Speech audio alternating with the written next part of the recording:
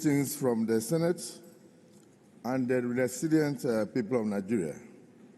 Thank you for this opportunity to address this conference. I come from a nation that has endured the fire and risen from ashes, a nation that finds clarity in confusion and keeps sailing through storms and rough weathers. This conference, A World in Turmoil, Multilateralism for Peace, Justice, and Prosperity for All, meets the moment. Across the globe, conflict drowns out the voice of peace. War consumes not only homes, but the hopes of families. And while science surges, millions, especially in the developing nations, remain trapped in cycles of fear and want. With the world now a global village, these are not distant crises. I urge affected nations not to surrender to despair. We in the Nigerian Senate have chosen to legislate in the storm, reform in the furnace, and lead with courage. We face armed conflict, climate disruption, youth disillusionment, terrorist exploit poverty and displacement, farmer-herder clashes, and small arms proliferation. They threaten our unity. But we are not defined by what we face, but by how we rise. In the furnace of turmoil, we are becoming stronger, wiser, and more determined to build a greater nation. In Parliament, we are legislating to secure the future. In partnership with the executive, we have passed laws to confront insecurity and rebuild trust.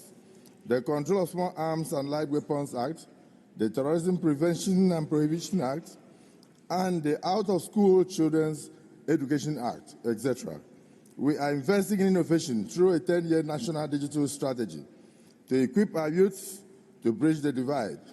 Through the Startup Act, expanded credit access and digital training, we unlock potentials long caged by poverty.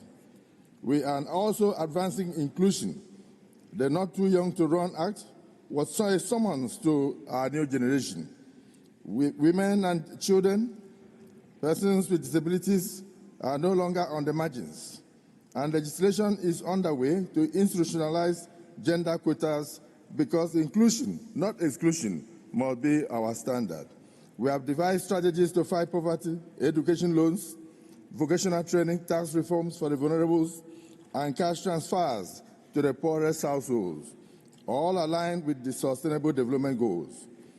Multilateralism cannot become just a mere rhetoric. It must rise as a movement of resolve to ensure that, of course, from the Nigerian Parliament, we believe strongly in international solidarity as a shared resolve.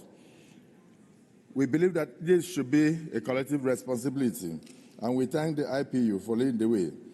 For humanity is a single tapestry, and when one corner is torn by conflict or injustice, the whole fabric is weakened. Let us therefore stand in partnership, committed to peace, justice, and shared destiny. We must not simply convene, we must command. Let us build and bind our futures, not only in treaties, but in tenacity, and remain paragons of purpose.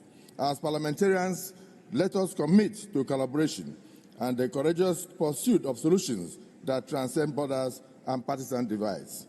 I thank you for this opportunity, and I congratulate all of us for rising to the occasion to build a better world. Thank you.